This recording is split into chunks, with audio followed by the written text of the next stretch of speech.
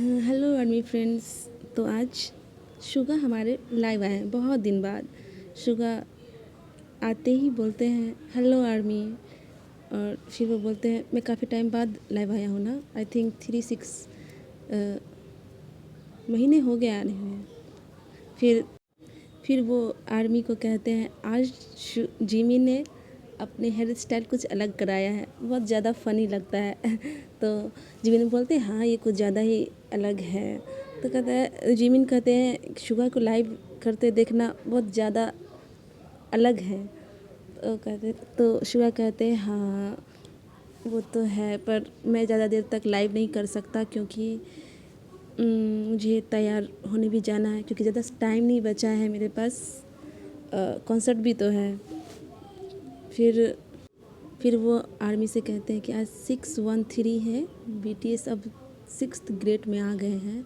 हमने elementary school को graduate कर लिया है, अब हम मिडिल स्कूल में हैं और आज हमारा बर्थडे है, हम बूढ़े होते जा रहे हैं। फिर लाइव में वो बार बार खांस रहे थे। तो फिर वो आर्मी से बोलते हैं कि जब वो कोरिया में आए थे तो उन्हें बहुत ज़्यादा बीमार हो गए थे, फीवर हो गया था, वो सर्दी हो गई है और वो अभी तक ठीक भी नहीं हुए हैं।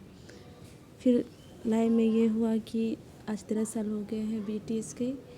फिर वो आर्मी से कहते हैं कि इंटरनेशनल और कोरिया में हम लोग किस ग्रेड में आ गए हैं। तो वो बोलते हैं कि हम 6th ग्रेड या 7th ग्रेड में आ गए हैं। तो फिर भी लाइव में आते हैं और फिर वो बोलते हैं कि कमेंट करते हैं सबसे पहले कि इसे क्या बेबी ने मेरा खाना खाया। तो शुगा बोलते हैं कि इसे हाँ हम सब खाना खा चुके हैं। फिर वो अकेले बोलते हैं क्योंकि हम इंटरनेशनल एज से 13 के हैं तो हम 7th ग्रेड के होंगे। जिस पर भी कहते हैं कि 7th ग्रेड के लिए तो हमें 14 ईयर्स का होना होगा। वो तो हमारे इंटरनेशनल एज है एंड आर्मीज़। ये लिटरली काफ़ी कन्फ्यूज़न पार्ट था, हमें समझ नहीं आया कि हम 13 ग्रेड में हैं या 14 ग्रेड में हैं। बट RMB थे तो वो कुछ बिजी थे तो वो लाइव नहीं आते। फिर शुगा कहते हैं कि बुसान अच्छी जगह है। मैं यहाँ रिसल्ट करने के बाद मैं यहाँ रनिंग करते हुए आया था। मैं यहाँ पे हमारा पॉकअप इवेंट चल रहा है, इसलिए हम वहाँ पे मॉर्निंग से ही आर्मी की लाइन लगी हुई है और मैं वहाँ बहुत से आर्मी को देखा है। मैंने सैंड स्विंग भी लिखा हुआ देखा था। ऐसा नहीं है कि मुझे रनिंग करना बहुत ज़्यादा पसंद है, ये भी एक एक्सरसाइज है जिसे मैं यहाँ वहाँ कर सकता हूँ, इसलिए मैं आजकल रनिंग थोड़ा ज़्यादा करता हूँ। और फिर वो जेहब से बात करने लगते हैं। फिर जेहब आते हैं और सुगा के बगल में बैठते हैं। 이게 신상 킵 스위밍 바람막이 아니야 이거? 아, 맞아요, 여러분들. 네이비 색깔? 응. 이렇게 보니까 네이비 색깔도 입은 것 같기도 하고.